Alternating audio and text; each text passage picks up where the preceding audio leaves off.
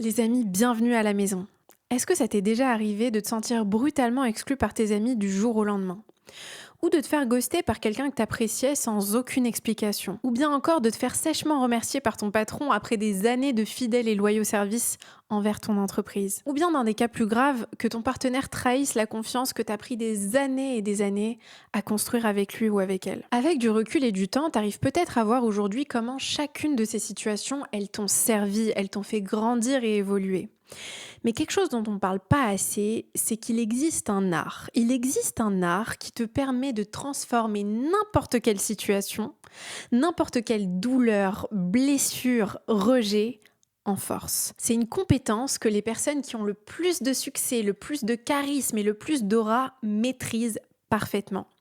L'art de tourner les jeux, l'art de faire du rejet une force. C'est exactement ce que la philosophie stoïcienne nous apprend et c'est ce que je vais te partager dans cette vidéo. Dans ce podcast, je vais te partager les 7 règles du stoïcisme pour devenir invincible et pour faire du rejet une force dans ta vie.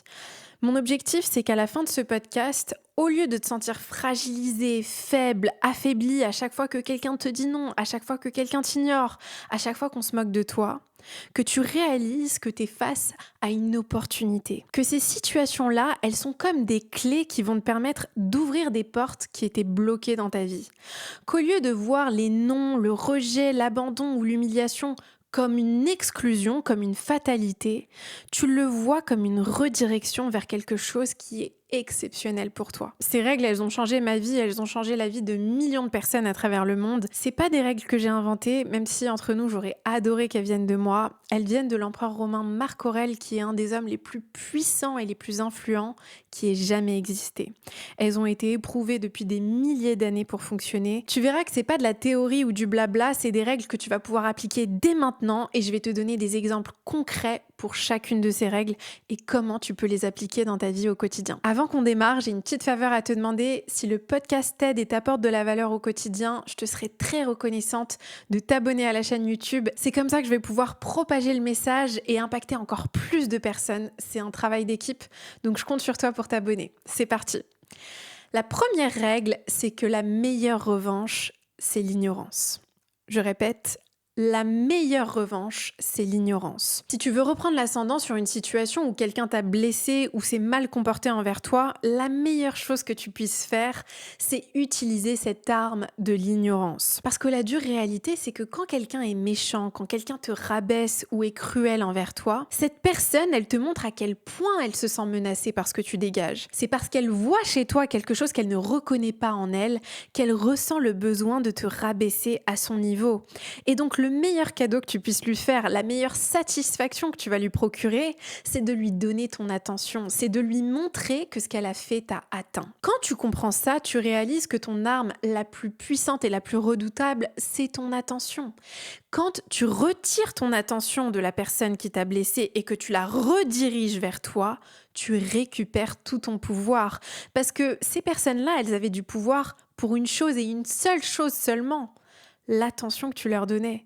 Quand tu enlèves l'attention que tu as donnée à ces personnes, elles n'ont plus aucun pouvoir. Elles deviennent comme des insectes, comme de la poussière que tu peux complètement ignorer.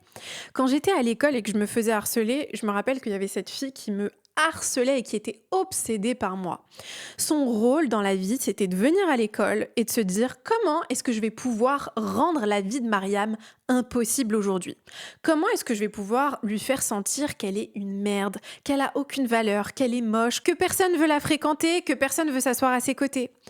Son rôle, c'était vraiment de se demander comment elle allait pouvoir faire ça. Et donc, au quotidien, elle faisait en sorte de se rallier avec des gens à l'école, dans la cour de récré, de se moquer de moi, de se moquer de mon apparence, de ma manière de m'habiller, de mon sourire, de mes traits physiques. Et donc, petit à petit, elle a commencé à vraiment avoir un impact sur ma confiance et sur mon estime de moi. Je peux pas compter le nombre de fois où j'ai pleuré devant elle, devant les gens, où je me suis sentie mais complètement humiliée devant mes camarades à l'école et où je rentrais chez moi en ayant envie de me cacher dans un trou et que plus personne me voit parce que je donnais mon attention à ce qu'elle était en train de faire. Et il y a quelque chose de vraiment fondamentalement important dans ça, c'est que la raison pour laquelle je lui donnais de l'importance, c'est parce que à un certain niveau, inconsciemment, j'étais persuadée qu'elle avait raison de se comporter comme ça avec moi. J'étais convaincue que j'avais pas de valeur, que je méritais pas l'attention des autres, que c'était normal qu'on se moque de moi, que j'étais pas digne d'être respectée par mes camarades à l'école. Et donc, forcément, quand elle se moquait de moi, quand elle me rejetait, quand elle m'humiliait en public, il y avait une part de moi qui avait l'impression que c'était mérité. Et donc, je me faisais subir cette double peine jusqu'au jour où j'ai compris. J'ai compris que l'arme la plus puissante que j'avais, c'était pas ma capacité à la faire changer d'avis, à la faire changer de comportement. Je pouvais pas lui faire changer de comportement. Par contre, je pouvais me faire changer de comportement à moi. Et la première chose que j'ai commencé à faire, c'est récupérer mon attention. Parce que c'est mon attention qui faisait de cette personne quelqu'un de super puissant. C'est mon attention qui l'a transformée en monstre de super pouvoir. À partir du jour où j'ai compris ça, quand elle venait vers moi avec toutes les filles autour d'elle et qu'elle se moquait de moi, je la regardais et je rigolais aux éclats. Et puis je passais, je faisais ma vie. Je lui donnais aucune importance. Dans ma tête et dans mon esprit, c'est comme si elle n'existait pas. Petit à petit, elle s'est essoufflée. Elle s'est essoufflée, pourquoi ? Parce que elle avait plus l'impact qu'elle cherchait à avoir sur moi. Les gens auront toujours du pouvoir sur toi jusqu'à ce que tu récupères ton pouvoir.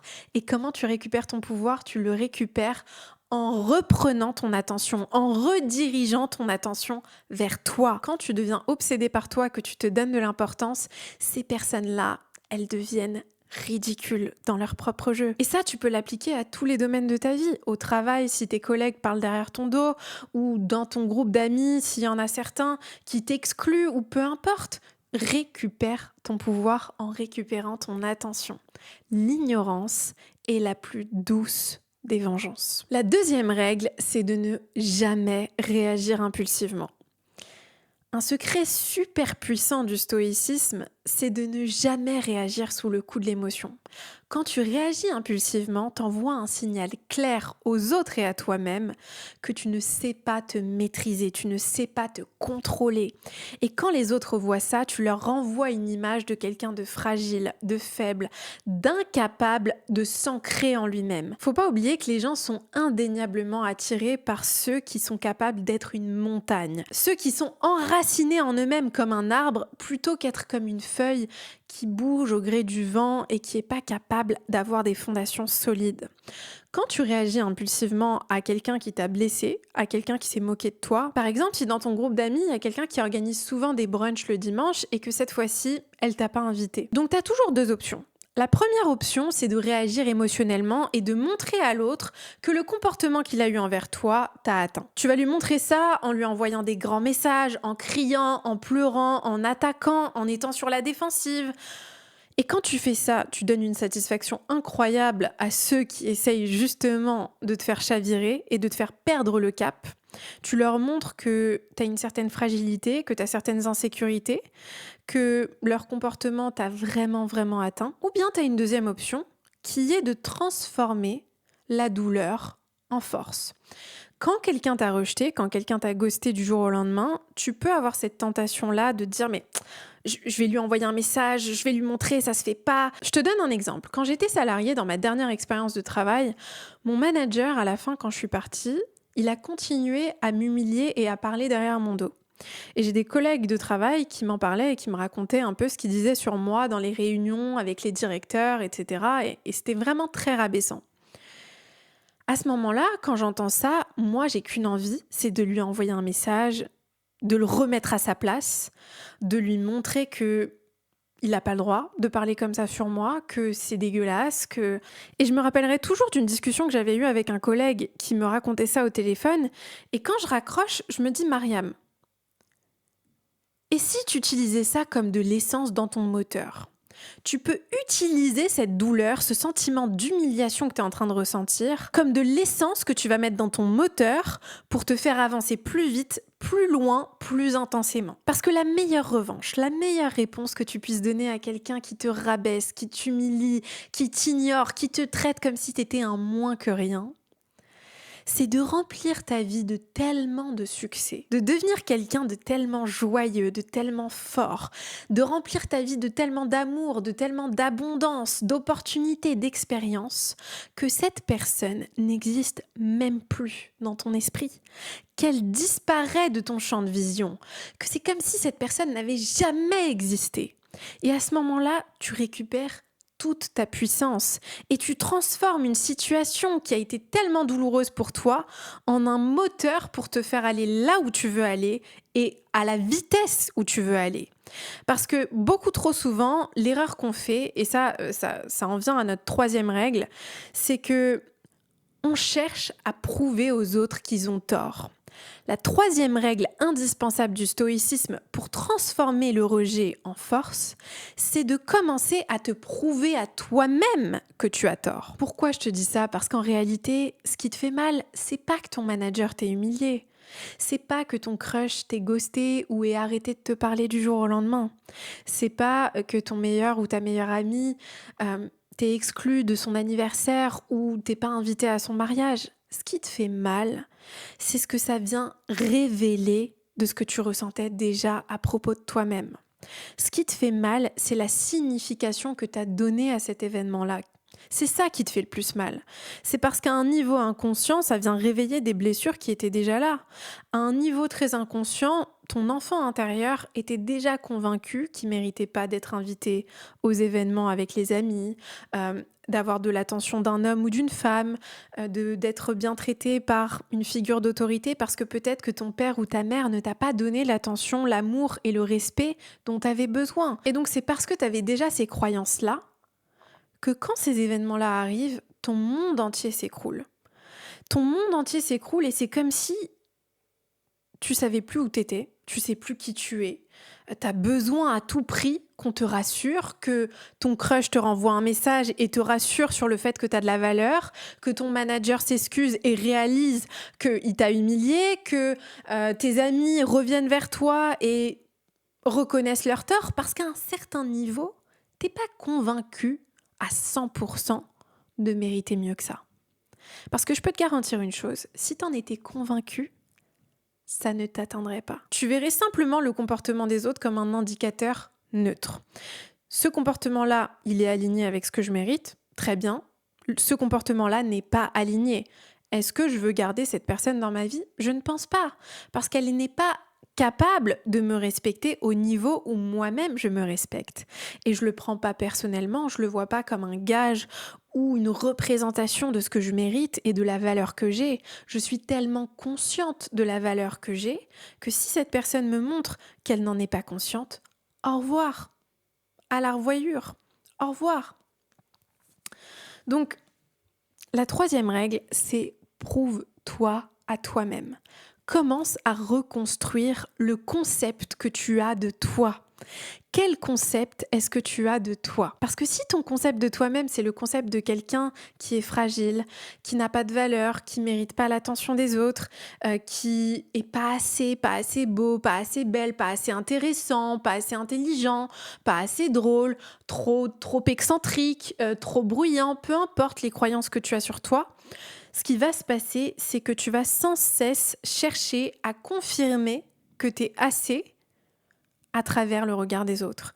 Et quand tu es dans cette posture-là, tu es dans la posture d'un esclave. Tu es vraiment dans la posture d'un esclave.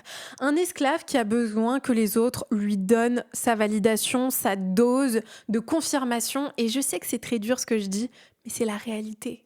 Et c'est la réalité que moi j'ai vécue dans ma vie, dans mes relations à l'école où je me faisais harceler, au travail, dans mes relations de couple, dans mes relations avec ma famille, dans plein d'autres contextes. Même avec mes amis, pendant un long moment, j'étais dans cet état-là où j'avais besoin qu'on me rassure. Prouve-toi à toi-même que tu es cette femme ou cet homme fort, puissant et capable que tu sais au fond de toi que tu es. Va la chercher, cette version de toi. Demande-toi qu'est-ce qu'elle fait, qui elle est, qui est-ce qu'elle fréquente, comment est-ce qu'elle se tient, comment est-ce qu'elle s'habille, qu'est-ce qu'elle dit à propos d'elle-même. J'avais une session de coaching dans mon accompagnement expansion avec une cliente l'autre jour et on parlait de son rapport à son image. Je l'ai aidée à débloquer certains blocages inconscients qu'elle a par rapport à son image, par rapport au regard des autres, pour qu'elle puisse aller chercher l'expansion qu'elle veut dans son business, dans sa visibilité et dans l'impact qu'elle veut avoir. Et elle me dit, mais Mariam, je sais pas comment faire. J'ai un visage bizarre. Forcément, les gens, ils vont le voir. Et elle me dit plusieurs fois ça. Et je l'arrête à un moment donné et je lui dis, est-ce que tu saurais me dire combien de fois t'as répété la phrase « J'ai un visage bizarre » dans les 5 dernières minutes? Il y a un gros moment de blanc et là, elle a les larmes qui montent. Et je sais qu'on est en train de toucher quelque chose de très, très important, qui est le rapport à ton apparence, le rapport à ta beauté, le rapport à ton physique. Et pourquoi je parle de ça? Parce que la manière dont tu parles de toi-même, le concept que tu as de toi, c'est ce que tu vas matérialiser et attirer dans ta réalité physique. C'est indispensable de comprendre ça. Si tu veux prendre ta revanche sur les personnes qui t'ont blessé, qui t'ont renié, qui t'ont rejeté, il va falloir que tu transformes l'image que tu as de toi. Et ça passe par la manière dont tu parles de toi à l'intérieur de toi et auprès des autres. Ça passe par les habitudes que tu as, par les promesses que tu tiens envers toi-même. Cette cliente, je l'ai poussée à aller s'inscrire à la salle de sport et à s'engager à aller au moins 20 minutes par jour à la salle de sport, quoi qu'il en soit.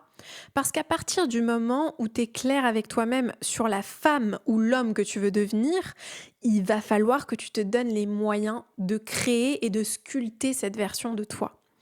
Et à ce moment-là, tu commences à accumuler de plus en plus de preuves que tu es cette femme forte, que tu es cet homme puissant, charismatique, magnétique, qui attire autour de lui ou autour d'elle les opportunités, les personnes et les expériences qu'il veut vivre et qu'il veut matérialiser. À ce moment-là, tu n'es même plus intéressé à prouver aux autres qu'ils ont eu tort parce que tu en es tellement convaincu toi-même que tu récupères tout ton pouvoir. Maintenant, la 4e règle, qui est une de mes préférées, c'est coupe tout contact. Un pilier indispensable du stoïcisme, c'est de comprendre à quel point le silence est une arme redoutable. Quand tu comprends que la valeur que quelqu'un va donner à ta présence est directement reliée à ta capacité à être absent, tu arrêtes de te rendre hyper ultra accessible à tout bout de champ. Personne ne valorise ce qui est trop facilement accessible. Quand tu ne sais pas mettre des limites, quand tu ne sais pas te retirer ta présence, retirer l'accès à toi, tu fais en sorte d'apprendre et d'entraîner les autres à ne pas respecter ta présence. C'est aussi simple que ça. Si quelqu'un te rejette, si quelqu'un te manque de respect, hausse le ton envers toi, te parle avec dédain, avec mépris, parle derrière ton dos ou t'ignore du jour au lendemain, la meilleure chose que tu puisses faire, c'est de couper tout contact. Pourquoi? Parce qu'à partir du moment où tu fais ça, tu envoies un message puissant à l'autre et à toi que tu as de la valeur, que tu te donnes suffisamment d'importance pour quitter la table quand le respect n'est plus servi. Quand tu restes sur la table, quand les gens te manquent de respect, tu leur apprends à continuer. Tu leur apprends à continuer à te traiter avec dédain, à te traiter avec mépris, à te traiter comme si tu étais... Et si tu t'attends à ce que les gens changent de comportement en restant sur la table, réveille-toi et réalise une bonne fois pour toutes qu'il n'y a rien de plus transformateur que le silence. Et je vais te donner un exemple d'une situation très concrète qui m'est arrivée et qui illustre parfaitement ce que je suis en train de te dire. Il y a quelques mois, j'étais à Dubaï et j'ai une amie à moi, quelqu'un que je connais depuis des années et des années, avec qui j'ai formé vraiment un lien qui est assez fort. On s'entendait super bien, on avait l'air de partager les mêmes valeurs. Quand elle était sur Dubaï, on se voyait. Quand on était toutes les deux sur Bali, on se voyait. Donc on n'était pas les meilleures amies du monde, mais c'était quelqu'un que je considérais comme une amie et qui me considérait comme une amie. Cette personne, elle vit au Qatar et là, pour quelques jours, elle décide de venir sur Dubaï. Elle me dit que ça s'est fait vraiment en dernière minute et qu'elle a décidé de venir sur Dubaï et elle me propose un créneau pour qu'on se voit. Elle me dit, voilà, moi je suis disponible jeudi pour le déjeuner entre midi et 2. Est-ce que tu es disponible? Je lui dis oui, avec plaisir et tout. On organise un déjeuner. Elle me donne un endroit qui l'arrange parce qu'elle avait plein de choses à faire et elle n'était pas là longtemps. Donc moi, je m'adapte à elle et je me dis bon, c'est pas grave, je vais aller dans l'endroit qui l'arrange et je la rejoins vers midi pour qu'on déjeune ensemble. Je la retrouve au déjeuner, on s'assoit toutes les deux et je sens une énergie bizarre. Je la sens dans une énergie très étrange que j'ai du mal à comprendre sur le moment ou à conscientiser. Et si tu m'écoutes, je sais qu'il y a de fortes chances qu'on soit un peu pareil, que tu sois quelqu'un de très sensible, qui sente les énergies des gens, qui sente ce genre de vibration, mais peut-être que sur le moment, tu sais pas trop ce qui se passe, t'arrives pas vraiment à mettre des mots dessus, mais tu sais quand il y a quelque chose de bizarre.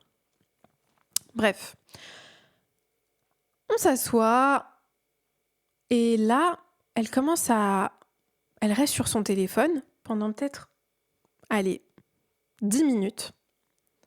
Elle est sur son téléphone. Moi, il n'y a pas de souci, j'ai l'habitude d'être sur mon téléphone, je travaille sur les réseaux sociaux, donc je vais jamais le prendre personnellement si quelqu'un est sur son téléphone. Par contre, on a peu de temps ensemble, c'est sûr que si on est ensemble et qu'on s'assoit ensemble, je m'attends à ce que tu mettes ton téléphone de côté à un moment donné et que tu me regardes dans les yeux et qu'on ait une conversation parce que peut-être qu'on va pas se voir pendant des mois et des mois après, donc c'est le moment qu'on a décidé, on a choisi toutes les deux de passer du temps ensemble. Au bout d'à peu près 10 minutes, elle pose son téléphone et puis je commande à manger, elle commande à manger.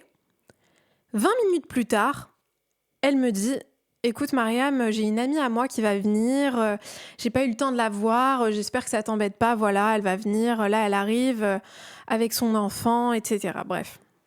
Bon, moi je suis pas fan de ce genre de choses, je suis pas du tout fan même parce que je trouve que si on décide de passer du temps toutes les deux, moi je suis venue pour ça. Donc je suis venue pour passer du temps avec toi. C'est pour ça que j'ai signé. J'ai pas signé pour passer du temps avec toi et quelqu'un d'autre. Sachant que moi aujourd'hui je suis devenue très sélective dans ma vie sur les gens avec qui je passe du temps. Si je m'assois avec toi et que je prends un café avec toi, c'est vraiment que je te donne de l'importance.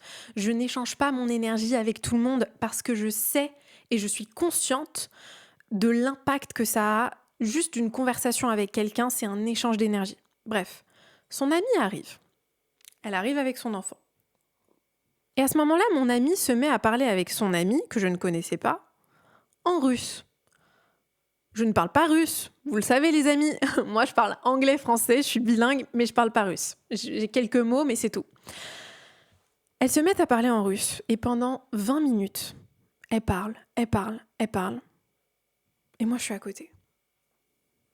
Et là, dans ma tête, je commence à me dire, Mariam, non seulement tu sens que son énergie, elle est un peu bizarre, en plus de ça, elle te manque de respect, elle est beaucoup sur son téléphone, elle amène son ami sans même te prévenir, elle parle une langue étrangère que tu ne peux pas comprendre, donc tu es forcément exclu de la conversation. Et elle se retourne vers moi et me dit, Mariam, tu sais, c'est mieux qu'on se voit demain. Ok ? On se verra demain, hein, parce que là, tu vois, c'est un peu compliqué. Ça faisait à peu près, 3/4 d'heure que j'étais là. Je lui dis au revoir. Je paye pour mon repas. Alors ça, c'est un autre débat, mais moi, j'aurais été à sa place. J'aurais pas été à sa place parce que j'aurais jamais fait ça, mais en tout cas, la moindre des choses que j'aurais fait pour m'excuser, ça aurait été de l'inviter. La moindre des choses, mais bref. Je paye mon repas. Je pars. Et là, le lendemain, des messages, des appels. Je suis désolée, tu sais, j'ai mal géré mon temps, j'ai pas très bien géré, je suis désolée si tu t'es sentie un peu malmenée, je suis vraiment désolée, etc. Je n'ai jamais plus répondu à ces messages et à ces appels. Je l'ai rayé de ma vie du jour au lendemain, sans aucune culpabilité et sans aucun scrupule. Pourquoi ? Parce que je suis tellement consciente aujourd'hui de la valeur que j'ai, que si quelqu'un me montre qu'il n'a pas le même niveau de conscience là-dessus, au revoir. Au revoir, sans aucun remords, sans aucun doute, sans aucun regret. Parce qu'à un moment donné, si tu ne respectes pas qui tu es, ton temps, ton énergie, ta présence, sache que personne ne le fera à ta place. Et donc, c'est très important d'apprendre à quitter la table et à couper tout contact quand le respect n'est plus servi. La 5e règle, c'est d'apprendre à forger ta propre joie, forge ton propre bonheur. Les stoïciens, ils nous disent qu'il n'y a pas de situation ou d'état plus fragilisant que celui où tu forges ton bonheur chez les autres. Si ta maison, si ton refuge, si ton bonheur est dans quelqu'un d'autre, tu seras sans cesse sans abri, tu seras sans cesse malheureux, tu seras sans cesse dans un état d'insécurité, de danger permanent. Pourquoi est-ce que la majorité des gens se sentent en permanence en danger, en permanence anxieux, en permanence inquiets? C'est normal, parce que si ton bien-être, si ta paix intérieure dépend des autres, tu seras sans cesse en insécurité. Le travail le plus important que tu feras sur toi-même, c'est ce travail-là. C'est d'apprendre à revenir à l'intérieur de toi, à te créer ton monde, ton refuge, ton espace de sécurité à l'intérieur de toi pour que tu ne sois jamais en danger dans ta vie. Que même si ton partenaire partait du jour au lendemain ou te disait qu'il avait plus de sentiments pour toi ou bien trahissait ta confiance en te trompant avec quelqu'un d'autre, tu pourrais te relever, continuer à avancer et construire ta vie sans aucun problème parce que ton bonheur, ta joie et ton bien-être ne dépendraient pas de lui ou d'elle. Que même si tes amis arrêtaient de te parler du jour au lendemain, que peu importe ce qui pourrait se passer dans ta vie, tu sois tellement ancré à l'intérieur de toi que tu aies créé une telle sécurité, un tel socle et un tel ancrage que il n'y ait rien qui puisse réellement te faire chavirer. Et on en vient à la métaphore de la montagne. Deviens ta propre montagne, sois une montagne pour toi-même. Parce que dans la vie, tu vas avoir plein de tempêtes. Tu vas avoir des moments mais complètement inattendus. Je me rappelle, moi, qu'il y a 5 ans, j'ai vécu une des périodes les plus bouleversantes de ma vie. Mes parents étaient en grande difficulté financière. Ils ont divorcé après 38 ans presque de mariage. Mon ex m'a quittée du jour au lendemain en me disant qu'il m'aimait plus. Mon patron m'humiliait. J'ai quitté mon travail en étant complètement en burn-out et complètement déconnectée de moi-même. J'avais tellement peur et j'avais tellement d'éléments extérieurs à moi-même, de circonstances extérieures qui m'amenaient à être malheureuse que j'ai sombré. J'ai sombré en dépression, j'ai sombré dans des pensées tellement sombres. Pourquoi ? Parce que je ne savais pas encore être un réel pilier pour moi-même, être le pilier de Mariam.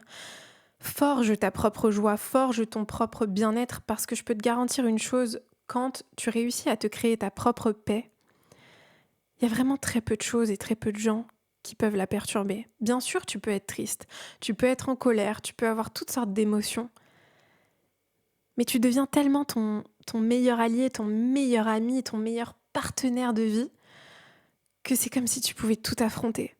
Et c'est marrant parce que c'est ce que la plupart des gens cherchent dans leur couple. Ils cherchent quelqu'un qui va vraiment avoir ce rôle-là pour eux-mêmes. Mais c'est tellement important vraiment d'apprendre à avoir ce rôle-là pour soi. Et bien sûr d'avoir un partenaire qui imite et qui est même peut-être parfois un amplificateur de cet aspect-là. Mais si tu ne sais pas être ton propre allié et ton propre refuge, tu seras sans cesse sans abri. La 6e règle, c'est une de mes règles préférées du stoïcisme. Memento odere. Memento odere, c'est une des règles du stoïcisme les plus puissantes. Rappelle-toi d'avoir de l'audace, de parler quand le silence serait plus confortable, d'agir quand tes peurs te submergent. Parce que le danger, quand tu te fais rejeter, quand tu te fais humilier, quand les gens te rabaissent, c'est que tu les laisses dicter ce que tu oses ou ce que tu n'oses pas faire. Que tu les laisses dicter la place que tu as le droit de prendre ou non. Personne au monde n'a le droit de te dicter quelle place tu dois prendre. Personne au monde n'a le droit de te dire qui tu es et ce que tu as le droit de faire ou de ne pas faire. Il n'y a que toi qui peux décider de ça. Tu es la seule personne qui peut décider de qui tu es, de ce que tu mérites et de ce que tu es capable d'accomplir dans ta vie. Si tu prends possession de ça, si tu te saisis de ça, tu deviens tellement puissant, tu deviens tellement inarrêtable et tu commences à créer un respect et une confiance en toi qui est basé sur un socle tellement plus profond et tellement plus stable que simplement des apparences extérieures, simplement donner l'air d'avoir confiance. J'ai vécu une situation récemment dans ma vie qui a été extrêmement bouleversante pour moi et qui m'a énormément révélé qui je suis. Je vais pas rentrer dans un sujet politique, mais je pense qu'on a tous vu ce qui se passe dans les infos récemment et à quel point ça a été bouleversant de voir ce qui se passe. Bon, c'est un conflit au Moyen-Orient qui a lieu depuis des années et des années, depuis bien longtemps. Mais ce que j'ai vu, c'est à quel point j'avais besoin d'exprimer ma vérité, à quel point j'avais besoin de m'exprimer, même si c'était inconfortable, même si j'allais me faire rejeter, même si j'allais perdre des abonnés, perdre des amis, perdre peut-être des opportunités financières ou dans mon business, dans mon travail, parce qu'en réalité, ce qui compte pour moi, c'est de me respecter moi-même. C'est que quand j'aille devant le miroir et que je regarde Mariam, je me dise, je suis fière de la femme que tu es. Et donc récemment, j'ai une situation avec une amie qui a commencé à me parler de ce qui se passait entre l'Iran et Israël. Bon, vous savez que moi je suis iranienne, ça c'est vraiment pour vous donner un contexte. Et donc elle a commencé petit à petit à me parler du conflit israélo-palestinien et c'était un sujet dont on n'avait jamais parlé ensemble. En 6 ans d'amitié, on n'avait jamais parlé de ce genre de sujet. Pourquoi, je ne sais pas. En tout cas, c'est le moment là où ce sujet-là, il est venu sur la table. Elle a commencé à me dire des choses sur le conflit israélo-palestinien qui m'ont tellement perturbée, où elle me disait, moi, je pourrais jamais être amie avec quelqu'un qui justifie ce qui s'est passé le 7 octobre. Je lui dis, ok, ça c'est normal, ce qui s'est passé le 7 octobre, c'était horrible, c'était terrible. Évidemment que n'importe qui a un cœur et qui est normalement constitué va condamner ce qui s'est passé le 7 octobre. Et elle procède en me disant que, selon elle, il n'y a pas de Palestinien innocent, que ça n'existe pas un Palestinien innocent. Elle commence à m'expliquer que, en fait, ce qui se passe pour les Palestiniens, c'est des dommages collatéraux, que voilà, c'est une guerre et blablabla. Bla, bla. Et moi, quand elle me dit ça, j'ai les poils qui s'hérissent. Et je commence à me dire, mais il y a quelque chose dans ce qu'elle est en train de me dire là qui va pas du tout. C'est absolument impensable pour moi d'entendre ce discours-là, sachant que juste avant, elle me dit « Je ne peux pas être amie avec quelqu'un qui justifie le 7 octobre ». Mais juste après, elle justifie la mort de milliers, voire de centaines de milliers de Palestiniens d'une certaine manière, puisqu'elle dit que c'est des dommages collatéraux, que c'est la faute de l'organisation terroriste qu'on connaît, je ne vais pas la nommer parce que j'ai pas envie que ma vidéo elle soit retirée. Bref.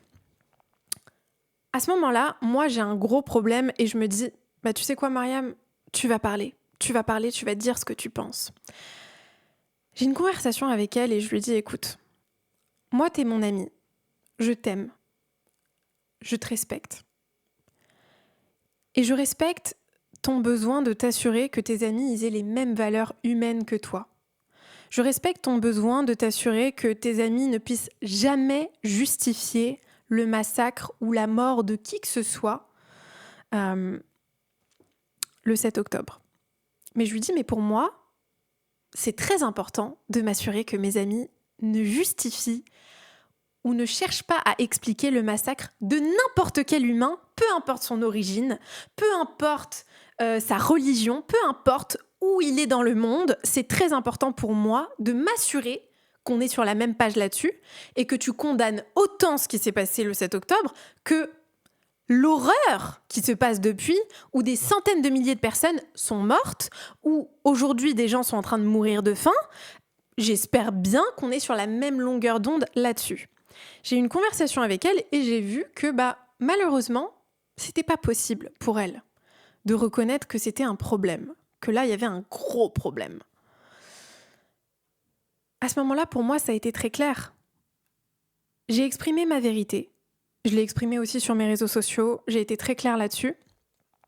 Si on ne peut pas être d'accord sur une simple chose, qui est que la mort d'un innocent, le fait d'affamer quelqu'un, de lui empêcher d'accéder à de la nourriture, de lui tirer dessus, de toutes ces horreurs qui se passent aujourd'hui dans le monde, et il y en a malheureusement dans d'autres endroits dans le monde, je sais qu'il y en a au Congo, dans d'autres endroits, si on n'est pas d'accord sur le fait que c'est inacceptable, inenvisageable, atroce au plus haut point, si on n'est pas d'accord là-dessus, On peut pas être amis. Je ne peux pas être amie avec toi. Si tu arrives à trouver un moyen dans ton cœur d'essayer de justifier ou d'expliquer ça, c'est qu'il y a quelque chose, il y a un câble qui est déconnecté là. Il y a un truc qui est déconnecté. Donc, tous les discours derrière de oui, c'est la faute de machin, c'est pas de la faute de machin, moi je veux même pas les entendre, ça me débecte, ça me dégoûte, ok. C'est le sujet, le cœur du sujet là, c'est qu'il y a des gens qui sont en train de mourir, qui sont en train de mourir de faim et qui sont en train de se faire massacrer depuis un bon moment. Donc c'est la faute de machin, c'est bon, allez, c'est bon, on va commencer à parler français et à dire les choses. Il faut reconnaître qu'il y a une horreur qui est en train de se passer sous nos yeux. Et faire quelque chose, il faut faire quelque chose. Donc bref, moi je ne suis pas politicienne et je ne suis pas là pour faire de la politique, mais c'est pour vous donner un exemple de ce que c'est que agir audacieusement et d'être vrai. Soyez vrai envers vous-même. Même là, je suis en train de vous dire ça. Peut-être que je vais perdre des abonnés, peut-être qu'il y a des gens qui vont m'insulter, peut-être qu'il y a des gens qui vont me menacer de mort. C'est pas grave. Aujourd'hui, je suis engagée et dévouée à exprimer la vérité de Mariam, quitte à déplaire à certains. C'est pas grave. Et la 7e règle, c'est de se connaître soi-même. Connais-toi toi-même. Le stoïcisme t'apprend à te connaître toi-même. Temet noce. Je ne sais pas si c'est bien prononcé, c'est du latin, mais ça signifie connais-toi toi-même. Au lieu de voir chaque adversité, chaque moment où on te dit non, où on te rejette, où on t'humilie, où on te rabaisse, où on t'ignore comme une fatalité, vois-le comme une opportunité. Une opportunité qui va te permettre de mieux te connaître. Parce qu'à chaque fois que quelqu'un te blesse, en réalité, tu as 2 choix. Soit tu te positionnes comme une victime. Oh, c'est dégueulasse, qu'est-ce que j'ai fait pour mériter ça? Oh, ça m'arrive encore, il se passe toujours la même chose pour moi et blablabla. Soit tu réalises que tu as une force incommensurable en toi et que Dieu t'envoie des messagers. Dieu, il t'envoie des messagers, il t'envoie des personnes dans ta vie qui vont venir t'envoyer de la lumière sur ce qui est encore blessé en toi. Tu peux prendre cette situation où on t'a blessé et l'utiliser à ton avantage. Utilise-la comme une lanterne. Mets de la lumière là où t'es blessé. Mets de la lumière là où t'as encore besoin d'apprendre à panser tes plaies. Quand j'étais à Dubaï il y a quelques mois et que j'ai rencontré un homme et que j'ai eu quelques dates avec lui et qui m'a dit au bout du 2e date, franchement, j'étais pas du tout attirée par toi au début physiquement. J'ai vu à quel point ça m'a blessée, j'ai vu à quel point ça m'a fait mal. Je suis rentrée chez moi en pleurant, comme la petite Mariam de 12 ans qui se faisait harceler à l'école et qui se trouvait tellement moche et qui avait l'impression de ne pas être assez belle. Et à ce moment-là, j'ai compris que cette Mariam de 12 ans, elle n'a pas encore guéri, que j'ai pas pris le temps de la guérir, que j'ai pas pris le temps de m'asseoir à côté d'elle, de la rassurer, de l'aimer, de la trouver, de lui rappeler à quel point elle est belle, à quel point elle a de la valeur, à quel point elle est importante. Et donc, dans ces moments-là, tu peux utiliser ce qui t'arrive à ton avantage, l'utiliser comme une lanterne et te dire, là, je vais mettre de la lumière sur mes parts d'ombre et chaque part d'ombre que j'expose à la lumière va devenir lumière. Et quand tu fais ça, tu t'élèves au-delà de ton rang humain pour accéder à la part divine qui vit en toi. Parce que Dieu vit en toi, l'univers vit en toi. Il y a une part de toi qui est tellement puissante, qui est tellement forte. Si tu la laisses prendre place et si tu te fais confiance dans ta capacité à la révéler, tu peux tout faire dans ta vie. Voilà les amis, si vous voulez plus de vidéos comme ça, dites-moi dans les commentaires. Et si tu veux avoir accès à ma liste de livres indispensables pour transformer ta vie, je te mets le lien juste en dessous. J'ai adoré faire cette vidéo, j'espère qu'elle vous a plu. Et comme d'habitude, je vous envoie énormément d'amour à la famille.